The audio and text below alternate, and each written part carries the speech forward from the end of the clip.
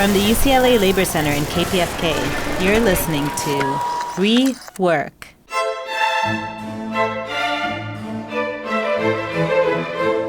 I am Saba Waheed. And I'm Stephanie Ratopper. What comes to your mind when you think of a musician? Is it a lead singer or the orchestra conductor? But what about the ensemble, the people whose names may not be in the headlines? Yet they are the ones putting together the many components of the music. The people who dedicate their lives to a craft that may not even recognize them as individuals. For many of these musicians, their work is no different from any other profession. They dedicate hours and hours of their lives to practicing out of love for the craft. But is the love of music enough to justify the immense commitment of being a musician? Musicians are just like anyone else, and they need to make a living, which can be difficult when the music industry has become more precarious. On this episode of ReWork Radio, Neil Samples shares his story of being a professional violinist, which leads him into the world of Hollywood and television.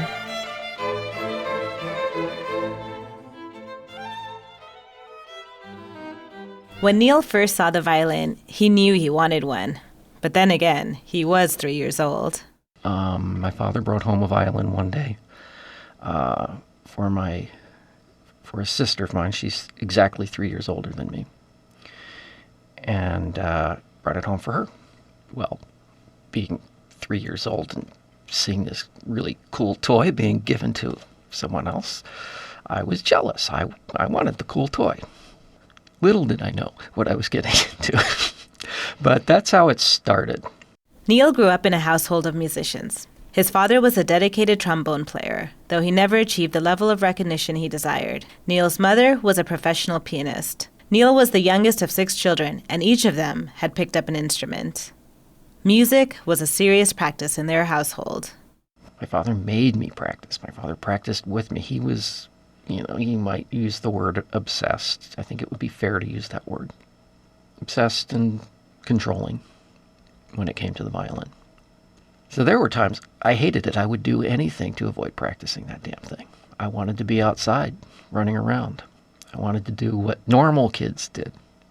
It's not perhaps unusual for someone to play an instrument, but it's unusual for someone at an early age to be working as seriously, as being as devoted to it as I was.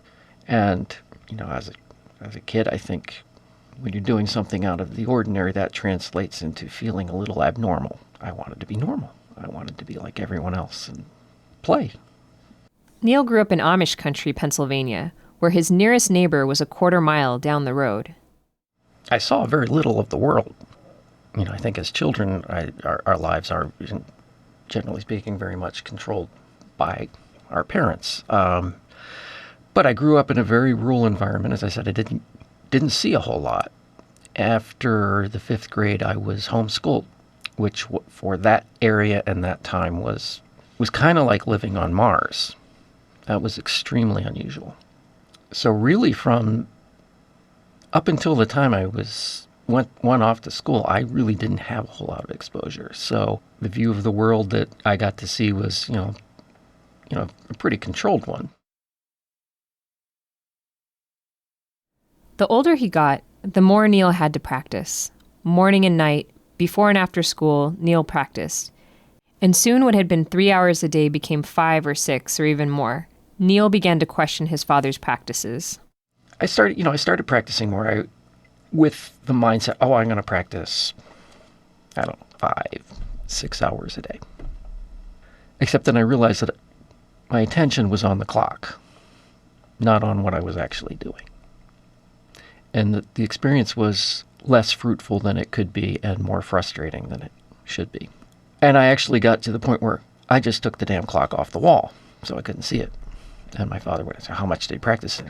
I don't know. I don't care. It doesn't matter. And I told him why. And his response was, well, what you need to do then is get to the point where you're practicing 5 or 6 hours a day without paying any attention to this. And the point clearly sailed right over his head. He's not unusual in this regard. I went to school with hundreds of people like this. The focus was so intently on hours instead of achievement. It wasn't just that Neil felt pressured by his parents to be a violinist. Neil was raised in the family business of music, and music was his world. But it was difficult for Neil to determine what he actually wanted to do with his life. His father's dream for him was so big that it hardly made room for Neil to form his own. Well, sometimes my dream was to break the damn thing across a bedpost. But his dream was very clear, that I was going to be a great soloist of world renown with dozens of LPs to my name, traveling the world, playing Carnegie Hall and Royal Albert and wherever else.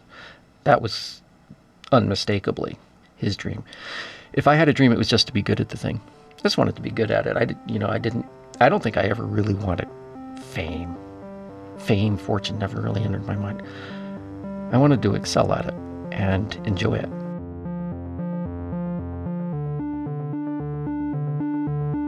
When he turned 18, Neil moved from Amish country to New York to study music. As a kid, he'd regularly commuted there for lessons, so he was no stranger to the big city. But this was the first time that he really took in the world around him. There were people everywhere.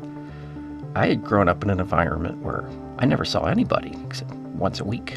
Had virtually no social contact of any kind. So actually getting out and seeing people and interacting with people and seeing what people were doing and just all the activity, just going down the street. I would see more vehicles going down the street 1 block in 5 minutes than I did in my entire lifetime up to that point. New York was nothing like where he'd come from, but the demands of the violin never stopped. It's kind of like the typical day of a musician. You get up and you practice. You practice, you go to, your music classes, your music history, your music theory, whatever for the most part, as a student, I don't think I was unusual in this regard. I think we endured those. We did what we needed to do. You spend most of your time practicing or rehearsing or going up, listening in the library.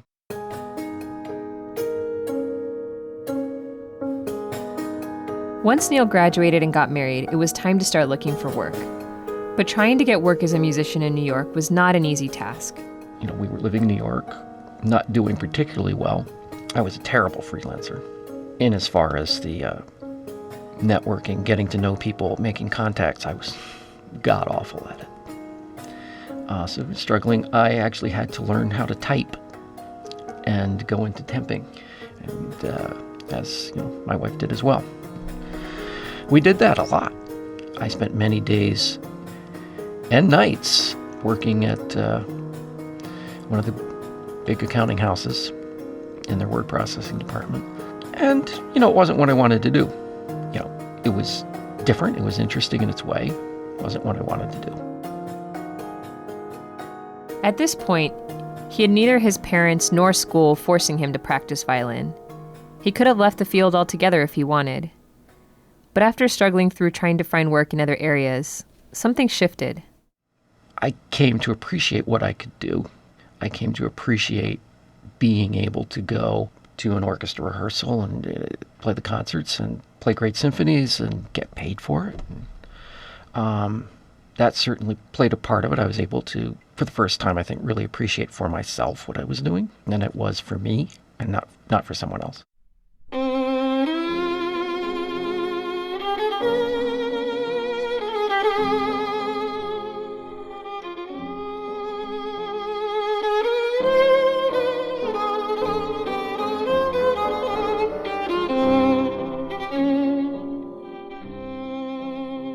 Neil and his wife Janelle moved out of New York to Kansas City, where Neil hoped he could get work as a member of an orchestra.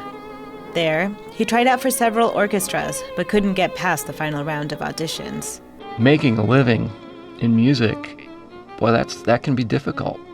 It's a precarious occupation, a tenuous existence at times. He was forced to take a desk job for nearly 2 years before he found work in the Kansas City Symphony. It wasn't until I got a job in Kansas City Symphony, and even then, the pay there was dreadful. It was about 6-7 years in that the pay got better. My wife also was in the orchestra, so we had the dual income from that. That being said, it was still very difficult. It was necessary to teach in order to help pay the mortgage, put the food on the table, teach, play occasional weddings, that kind of thing. Neil wasn't alone in his difficulties. It was hard for anyone in the orchestra to stay afloat purely with their symphony income. This was when Neil first started to get involved in his workplace to try and make a difference. You know, my first taste of any organizing, as I said, was back in Kansas City. I wasn't active participant. I mean, certainly no more than anyone else, no more, no less than anyone else. But I came to realize that it has to be done. You know, the days of just showing up and playing and not being concerned, if they ever really existed, they're gone now. You have to take an active role. This is your work. This is your livelihood. If you want to see things improve, you have to step forward. You can't wait for the other guy. If we all sit around waiting for the other guy to step forward, well, funny thing is that no one does.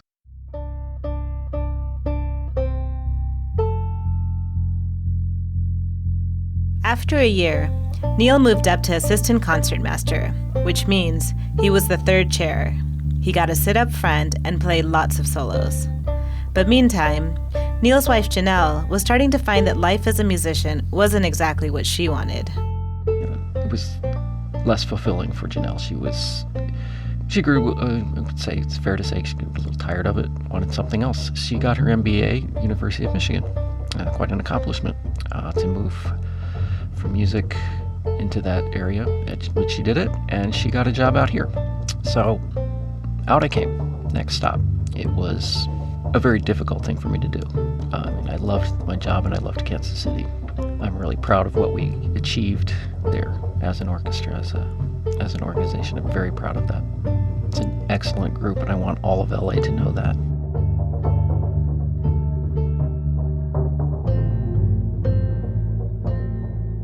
So once they arrived in LA, Neil found that getting work in Kansas City was nothing compared to Los Angeles. It was very difficult. I would spend hours combing the web trying to find who I could contact, where I could play, who would I contact with that group. And I knew no one in this business. It was a lot of out-and-out rejection, sending out resumes and letters and making calls and getting no response. Not even, sorry, can't use you. No response. And it was immensely frustrating. Really hard to deal with. It really did take a heavy psychological toll. You know, we do have a tendency to see ourselves in terms of, what we do. We put a value of ourselves on, in relation to our work. And when you can't get any, well, that's hard to deal with. That's hard to accept. And, it's hard not to let that take a substantial bite out of your own feelings of self-worth. And I was at the point where I was pretty much ready to return to Kansas City because I had nothing. I didn't seem to have any prospects for getting anything. And I met someone in Pasadena who pointed me to, who said, call this person, so I did, and they were actually nice enough to return my call. I nearly fell on the ground when I answered the phone, and it was someone apologizing for not getting back to me sooner. And I just literally stared at the phone, wondering what planet this person was calling from. Julie Gigante, I'm in your debt. I don't forget that. She pointed me to someone to play for. I did. 2-3 days later, the phone started ringing, and I was working in the recording business.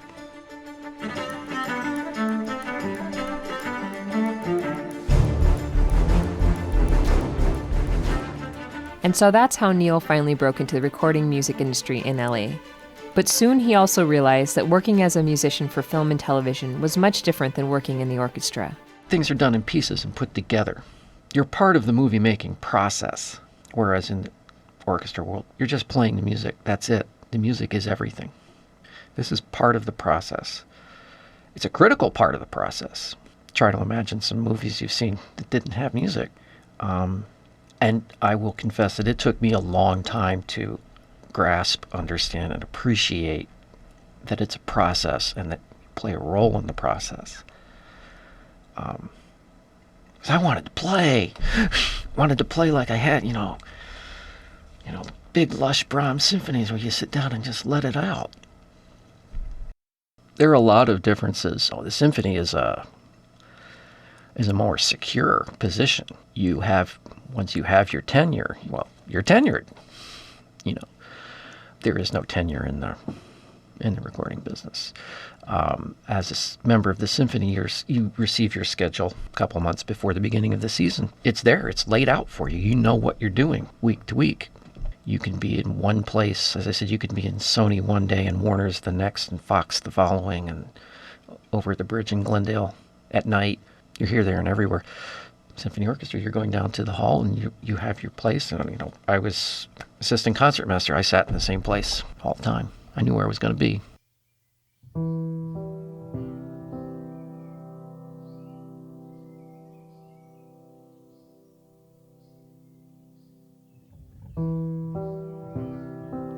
At first, moving around the city from studio to studio was exciting. But then the work started to taper out, and it became difficult for Neil to make ends meet. Recording jobs seemed to be getting more and more scarce. According to many colleagues, Neil came to LA at a bad time. Work was starting to disappear quickly. It was becoming hard to find consistent work recording, especially jobs that paid well. So Neil started to do his own research and ask questions. Why were the jobs disappearing, and where were they going? He found out that many production companies were starting to cut corners. To production executives, the most important thing was the bottom line, and they were looking for ways to cut their costs. Cutting union musicians was one way to do this. For one thing, if you're a musician that's part of a union, you receive benefits that you wouldn't if you weren't in that union. You have health care benefits, a pension, and you also receive residuals. Residuals are a percentage of the income made from sales after the box office release, money made from DVDs and streaming. And these things all cost money. As one of the one of the VFX guys put it very well in an article I saw, everybody has a boss who wants them to save money. So within every studio, you have some guy who's in charge of the music budget, who answers to someone else, goes up the food chain. So the other big trend in music production is to move work to where it's cheapest, overseas. Rather than pay musicians union wages with healthcare and other benefits, production companies have started outsourcing work to other places where they can pay less. This used to be something that just small independent projects would do, a way to save money on a smaller budget. But recently, large production companies with multi-million-dollar budgets have been following suit, moving their music production to other countries to cut costs. Some of these companies have even moved parts of their production to states where they can receive subsidies, tax benefits created to keep film jobs local, only to later move their music production overseas. But what's the real cost of these companies cutting corners? And how can we really quantify how important it is to have skilled musicians like Neil in the film industry? It's been said that no one goes to the movies just to hear the music, and that may well be true, but I don't know that people would go to the movies if there were no music in it. We as workers we deserve good jobs at good wages with benefits, jobs that enable us to lead pleasant, fulfilling lives, that enable us to send our kids to good schools, to plan for stable and secure retirements. People should have that. People is what we're talking about. We're not talking about numbers on pages. It seems to me, anyway, that in our day and age, people have been removed from the equation. Workers aren't people anymore. They're liabilities. They're just numbers. They're red numbers on that page. And it seems almost that some of these companies, it's not that they resent having to pay us so much, it's they resent having to pay us at all. So Neil started to get more involved in local organizations to see how he could reverse this trend. He got involved in the local chapter of the Recording Musicians Association and eventually joined the board. One day, Neil received a call from Mark Sazer, president of the Recording Musicians Association, asking if he'd like to be involved in a new campaign. The American Federation of Musicians was developing the Listen Up campaign to stop the offshoring of film and television music scoring. To him, it sounded exciting. I'm not going to sit here and play the victim role. Okay, there's no work, I'm not going to cry about it. I'd rather do something. We have to get out there, as musicians, workers, all workers. I mean, we have to get out there and stand up for ourselves.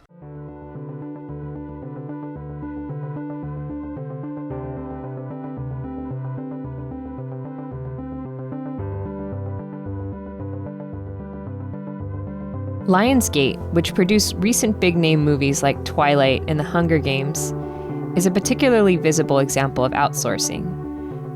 The independent company is the fifth highest-grossing studio at the box office, outperforming longtime major studios like 20th Century Fox and Paramount Pictures. Between 2011 and 2013, Lionsgate received $249 million in tax credits.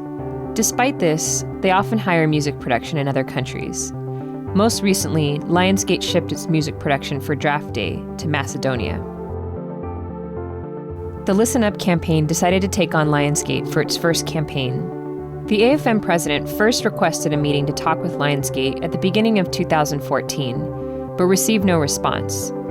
So the campaign went public in July at the premiere of the film Draft Day. One action that Neil participated in with the Listen Up campaign was a delivery of a petition with over 10,000 signatures. The petition asked Lionsgate to act as an industry leader and stop the practice of offshoring musician jobs. A group of a dozen people walked into the building to deliver the petition. They came with a dolly loaded up with boxes of letters to the Lionsgate CEO, John Feldheimer. As the group got into the elevator, lots of thoughts started to run through Neil's head. So yeah, I was nervous. I was anxious. Are the police going to be called?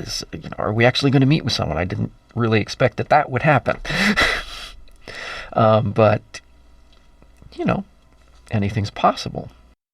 The elevator doors opened on the floor of the CEO's offices. We were met by a gentleman who was very sure to let us know that his title was Executive Vice President of Legal Affairs. At which point he was approached by a city councilman from the city of Santa Monica. He impressed upon him that he would really like to speak to John Feldheimer, CEO. He was brusquely informed that he was not available. And when Councilman McEwen pressed a little, saying, I'd like to speak to him, we've tried, we'll wait, or who can we speak to? We were informed that we were now trespassing. At about this point, someone else appeared from the elevator, much nicer guy. I don't know if this was a good cop, bad cop, or bad cop, good cop routine that they had planned. I don't know. But this fellow seemed interested in speaking to us. The executive vice president yelled at him from the elevator, used his full name, told him to get back on the elevator. It's not his job to be talking to them. They disappeared. We stood around. We were just going to wait till someone with a uniform came to tell us to take a hike. When the nice fellow appeared again, and we went into a conference room and we spoke with him for a while.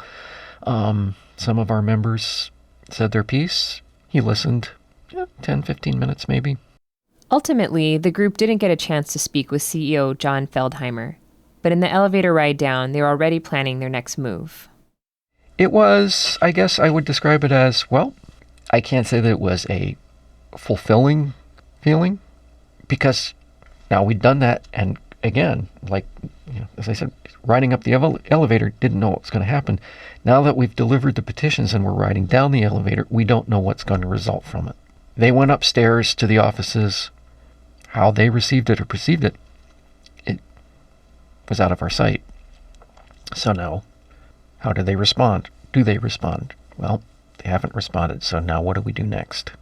The Listen Up campaign is still active and planning to escalate their efforts. It's a campaign that's still in progress, but despite its uncertainty, Neil feels like it's worth it.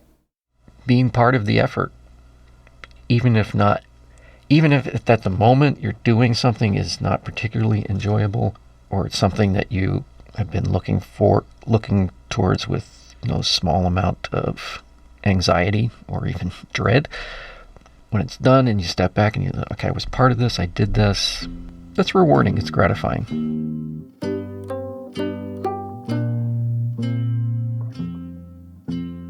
The issues that we face are no different than the issues and attitudes that a member of, say, the Minnesota Orchestra faced in their horrifically long lockout that they just endured. What we're up against is the same thing, the same issues that we have are in common with those people in the Minnesota Orchestra, or the guy that's stocking the shelves at Walmart, or someone who's assembling heavy machinery at Caterpillar. Getting the message out there that we can come together, we can stand up for ourselves, we deserve these things, we damn well better stand up for ourselves. Getting out the message of what we believe is just and right. It's not just a musician issue. This is a labor issue. This is a movement of social justice. While I was playing fair, baby, you played a cheating game. This show covered the story of Neil Samples and the Listen Up campaign. To find out more, go to listenupnow.org. You're listening to ReWork, a program of the UCLA Labor Center and KPFK. This week's show was produced by Tyler Millis, Jessica Garcia, Stephanie Ritopper, and Saba Wahid. To find out more about the show and to catch up on previous shows, visit our website at reworkradio.org. There you can find more information about how to get involved and also subscribe to our podcast. Tweet your reactions to @rework_radio or send us an email at rework@irle.ucla.edu. Until next time, rethink, rework.